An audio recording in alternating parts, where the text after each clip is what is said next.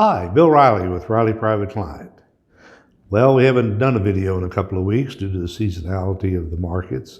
And last one I did, I talked about September and partial of October and the volatility and it's just a seasonal thing. It happens every year. It's nothing to really get upset about. But one of the things that we did see and I predicted was that we would have about a 5% pullback, and we did. It actually ended last week. And we did get the typical 5%. That happens every year. Sometimes it happens all at once. Sometimes it happens throughout the year, little dripples and drabs until we get it done. So the title of this is High Stakes, Deadlines, and Debt. One of the problems we had this last September was all of the deadlines about the debt crisis. Should we raise the debt limit? Should we not raise the debt limit? And the political football that went back and forth. I never assumed that they would not raise the debt. What they really did was kick the can down to December, but that'll all happen again. This is not the first time this has happened. Raising the debt limit is very, very important because otherwise we wouldn't be getting our Social Security checks, and that doesn't set too well. So if you want to get reelected, you need to get it done.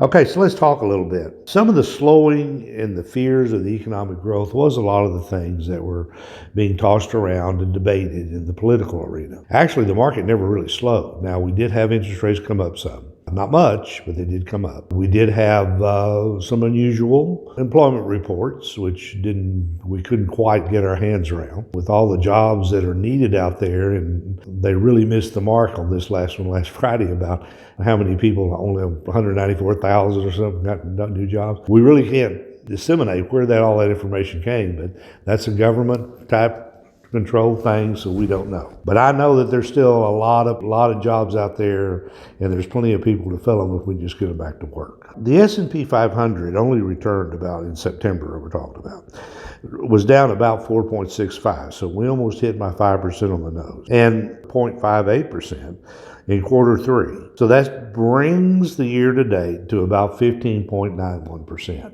And most of our accounts are hovering around that level. Of course, we don't take all the risk, so you're getting that kind of return with about half the risk of the market. Now, the NASDAQ composite really got hit this time. They only returned minus 5.27% for the month, bringing the current quarter three return to a negative 0.22. So quarter three was not a good time. It was kind of flat. It was drifting, and I think what the market was trying to do is get its legs back under it as some tremendous moves. This debt ceiling thing was a big overhang, a lot of fear, a lot of consternation, but I think that kept a lot of buyers out of the market because nobody really knew. Even the portfolios that I personally manage, I was a little hesitant of putting money to work because the political problems we're having are very unusual, and no one really knows how these guys are going to play this. Hopefully common sense returns. One of the things that I heard this morning was this: if they just pass this infrastructure bill, forget about the other one right now, and get it done, this would be a big boost to the economy. But then another guy came on, well, that's great, but we have still a lot of job openings, and this will create another 2 million job openings. The problem is, where are the people? Why don't they want to take the jobs? So that's kind of a problem. I know I've seen a lot of restaurants around, some of the ones that used to serve lunch, quit serving lunch and just serve dinner because they can't get waiters. Or you go to the restaurant and they say, I'm sorry, we're full, but if you look into the restaurant, half of the tables are empty. The reason is they don't have waiters and they don't have cook staff to take care of it. So they have to basically say we're full. Now, let's talk a little bit about what infrastructure is and what this bill really says. It is very obvious we need our infrastructure repaired. Now, infrastructure just isn't building a bridge, or repairing a road. Our utilities, look what happened to us in Texas last year. Our utilities are old. They need to be upgraded. Broadband needs to be everywhere. There are still rural parts of this country that do not even have broadband. And that's kind of ridiculous because that's pretty easy to put in. So one of the things we're looking at in the investments portfolios is tower companies, because if you're going to have broadband, you got to have towers, and that's going to be something that's part of this bill.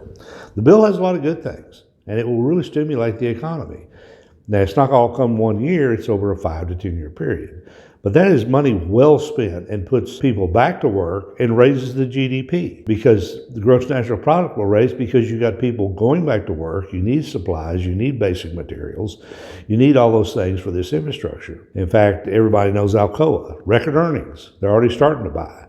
And Alcoa can't produce enough aluminum fast enough. So we're seeing all that. Another thing is these shortages. These shortages are really starting to bear on us. I mean, even Apple is worried that they can't get enough chips to sell the phones at the demand they have, and they have tremendous demand. Anything that has a chip in it is behind schedule, but we're trying to take those. Then we have the problem with the ports. There's still a lot of goods sitting out there in these ships that they can't even dock, and they don't even have the people to unload them. One of the Biden proposals was, let's go 24 hours a day. Well, that's great, but if you don't have the guys working on the dock, enough people to do that, a guy cannot unload ships 24 hours a day. He needs some backup people. So I would say that if you're shopping for toys or anything else for Christmas, I'd get it done, because there's going to be some shortages. There's just no way to stop it. It's almost the most unusual economy I've ever seen. We go from everybody scared to death back in March of 2020 to now everybody griping because they can't,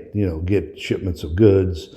Retailers could suffer here, because it doesn't matter how much the demand is. If you don't have the inventory, it doesn't work. You got to have the inventory. Otherwise, you can have all the demand in the world. So here's some positives.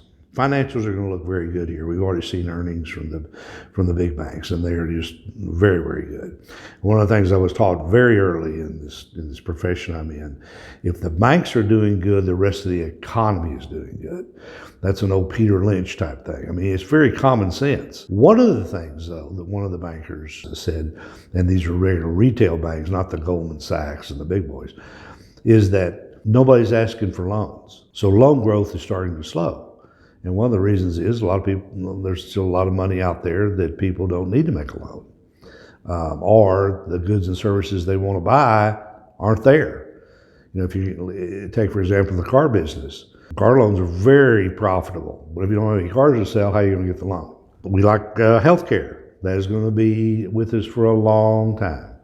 And one of the leaders was United Healthcare, which yesterday, that's going to be a big thing going forward. And then industrials. When you talk about industrials, what that really means is companies that make real things. I'm talking about the John Deeres, the Caterpillars, all the companies that make these things that we're going to need for infrastructure. And they should do quite well in this if we can get this bill passed. Because a lot of farmers I know, and a lot of ranchers, some of these tractors they have are pretty old, and they're needing to replace them. And if you're going to move dirt around, you've got to have those things. You can't just move dirt because you're on a Zoom meeting. So you've got to be out there, with these big tractors and Caterpillars and the rest of the world. Home building. A lot of people think, well, home building is really industrial, because you've got to go out and buy nails, you got to go out and buy wood, you got to buy hammers, you got to buy saws to build a house. One of the problems that the home builders are having is the builders can't catch up, and their cost is just killing them. It's very, very hard. They can't even get the lumber still. Even though lumber prices have gone down, still there's a shortage. But that all heals itself. All these shortages will eventually heal themselves. That includes the chips and everything else. Because America has this way of adapting and making things happen. And these big companies will all do the same thing. So what do I see for the markets going forward? I think the worst is over for this period. I think there is a lot of upward momentum. I think people are starting to come back in. They're starting to understand that all this political noise, I call it, is just for show. They're going to have to do what they're going to have to do. Otherwise, they won't get reelected. And we've got a reelection coming up on the midterms. And you can't tell me that some of these guys that are up for reelection really want to stand their ground and cause us to go into a debt crisis or something like that. And the passage of this infrastructure bill would be a boom to them, especially in some of the rural areas when they say that we're going to have broadband. 1 year you'll have broadband, you'll have your bridges fixed, you'll have your roads fixed. Pretty hard to do if you go get reelected and somebody in the audience said, why haven't you passed the infrastructure bill? Not only that, this will create 2 million jobs, and these are well-paid jobs. These are things that go on and on. So I think there's still a lot of upward momentum. I think 2022 will probably be a pretty good year. I think the S&P could hit 4,800 here by the end of the year. So a lot of the things I'm concerned about probably won't come to fruition for another 12 months or so, because I don't think the Fed's going to raise rates. They'll quit the tapering, but they won't raise rates. So I think that even though we have raised some cash during this period, we're fearlessly trying to put it back into the right things. We kind of want to step back. We want to step back and hold our ground, because when you have the political environment we have, that's very, very hard to manage money around. It's one of those things where you don't know what they're going to come up with next that could throw the country into a problem. So I'm going to sign off here. I kind of called myself for the rest of the year a cautious bull. But you need to be cautious. You need to know, be in the right things. So I'll sign off here, and thank you very much for listening. And again, pass this on to your friends. There'll be a phone number and an email address. So please ask me questions, comments.